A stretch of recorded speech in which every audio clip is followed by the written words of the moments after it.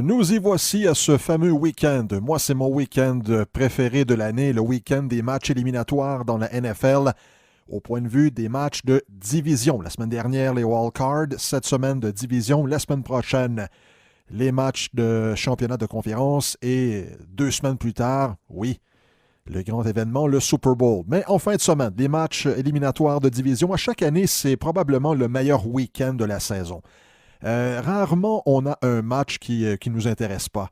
Les 4 matchs, encore une fois, cette année, ont un petit quelque chose, ma foi. Il y a des intrigues là, dans chaque match. On se demande si tel ou tel joueur va pouvoir faire ce qu'il a fait au cours de la saison régulière. Est-ce qu'un quart arrière va pouvoir élever son jeu d'un cran? Est-ce que la défensive va résister aux attaques de l'offensive adverse? Et comme vous allez vous en apercevoir dans quelques minutes, est-ce que la météo va venir mettre son grain de sel? Ça sera peut-être le cas dans le nord-est des États-Unis.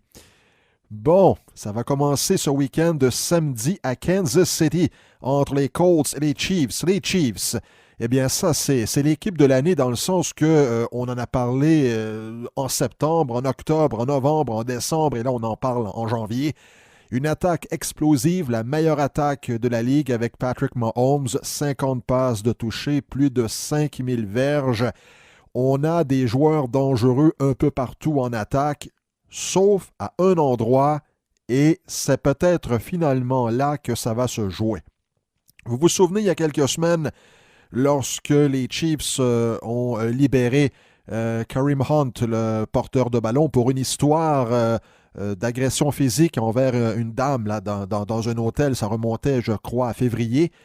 Et sur le coup, bon, oui, on en a parlé et les Chiefs ont continué quand même à remporter des matchs. Ils ont eu quelques défaites, mais la preuve qu'ils ont eu une bonne saison, ils sont premiers dans la conférence américaine. Mais là, en série, souvent, par exemple, il faut varier un peu plus le jeu parce qu'on affronte les meilleures équipes de sa conférence. Et moi, je pense que la perte de Kareem Hunt, jumelée à une équipe très, très sous-estimée que celle des Colts d'Indianapolis, eh bien, moi, je pense, mesdames, messieurs, que les Colts vont causer la surprise des séries en éliminant les Chiefs. On peut s'attendre quand même à beaucoup de points parce qu'il y a 2 équipes là ici qui peuvent en marquer des points, mais l'avantage en défensive, en général, revient aux Colts. Je dis en général parce que pour ce qui est de mettre de la pression sur le quart arrière, les Chiefs sont numéro 1 cette année dans la Ligue. On a des joueurs qui sont capables, plusieurs joueurs qui sont capables de mettre de la pression sur le quart arrière adverse. Mais malgré cela, moi je pense que les Colts ont ce qu'il faut. Ils vont jouer au sol. Ils vont faire appel bien sûr à Marlon Mack, leur porteur de ballon numéro 1. Et lorsque Andrew Luck va devoir passer, eh bien je pense qu'il n'aura pas de difficulté parce que la défensive des Chiefs contre la passe dernière dans la NFL. Alors oui, les Colts. J'y vais avec les Colts sur la route. Un peu plus tard, on aura Dallas à Los Angeles. Les Cowboys vont affronter les Rams, 2 vieux rivaux d'une autre époque. Ça, dans les années 70 et 80, les Rams et les Cowboys se sont affrontés à plusieurs reprises. Mais la dernière fois qu'ils se sont affrontés en série, il faut remonter à la fin des années 80. Et je pense que encore une fois, l'équipe sur la route va avoir le meilleur, les Cowboys. Pourquoi? Le jeu au sol. Oui, on a parlé beaucoup du jeu aérien au cours de la saison régulière à travers la Ligue. Et là arrivent les séries et là on veut des équipes qui peuvent avancer sur le terrain avec la course. Et les Cowboys de Dallas sont capables de le faire avec Ezekiel Elliott. Et là vous allez dire, oui, mais il y a Todd Gurley de l'autre côté. Todd Gurley n'est pas à 100%. Et la défensive des Cowboys contre la course est l'une des meilleures.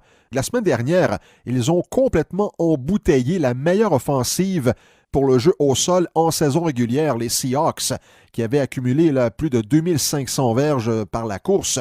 Et on a été capable de limiter les porteurs de ballon et Russell Wilson. Alors, et c'est connu, lorsqu'on affronte les Rams, si on peut limiter Todd Gurley, eh bien, on se rend compte d'une chose, c'est beaucoup plus difficile pour Jared Goff. Et bien entendu, lorsque les Cowboys auront le ballon, on va avoir un œil sur Aaron Donald, l'un des très, très bons joueurs en défensive, probablement l'un des meilleurs depuis Lawrence Taylor, et là on remonte aux années 80. Dimanche maintenant, les Chargers seront à Foxborough pour affronter les Patriots. Alors encore une fois, les années se suivent et se ressemblent à Foxborough.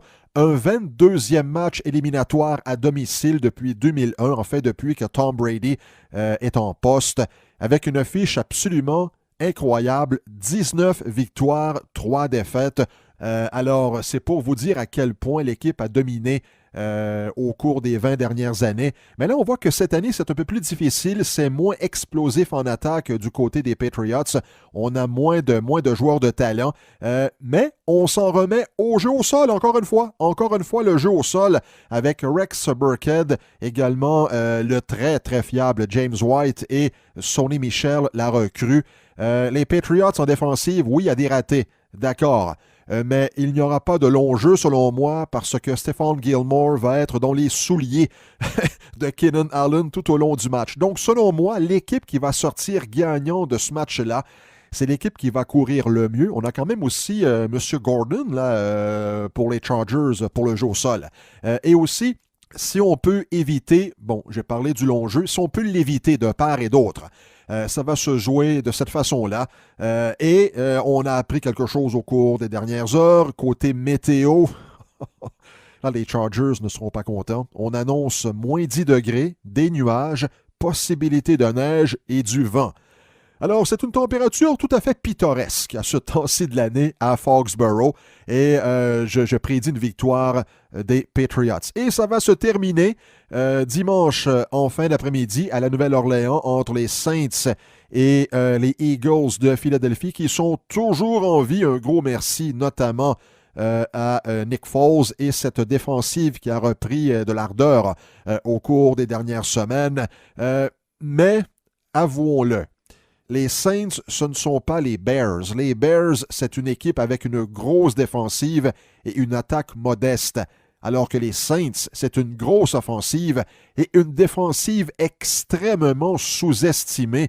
Écoutez, 3e contre la course et 6e pour ce qui est des sacs du quart. Alors, on peut mettre de la pression sur le quart arrière et on peut stopper le jeu au sol. Alors ça veut dire que Nick Foles va devoir lancer le ballon. C'est sûr que la tertiaire des Saints, ce n'est pas la meilleure de la ligue, mais lorsqu'on sait qu'on va lancer, ça veut dire qu'on met un 5e demi-défensif et on peut pallier davantage le jeu aérien. Alors, pour cette raison notamment, moi, je donne la victoire aux Saints dimanche. Alors, encore une fois, les Colts, les Cowboys, les Patriots et les Saints, selon moi, il n'y a rien de scientifique, vont passer à la prochaine ronde. Je vous souhaite un excellent week-end de football. Laissez vos prédictions, laissez vos commentaires.